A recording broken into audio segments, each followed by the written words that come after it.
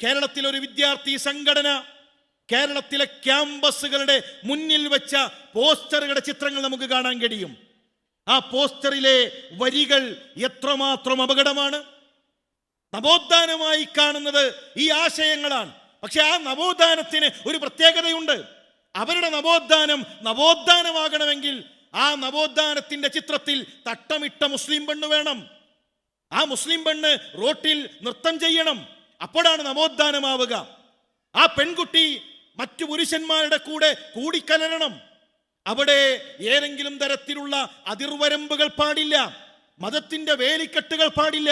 അങ്ങനെയുള്ള ചിത്രങ്ങൾ കൊണ്ടുവന്ന് ഞങ്ങളിതാ ക്യാമ്പസുകളിൽ നവോത്ഥാനം കൊണ്ടുവരുന്നു എന്ന് പറയുമ്പോൾ നമ്മൾ മനസ്സിലാക്കേണ്ടത് ഇത് നവോത്ഥാനമല്ല.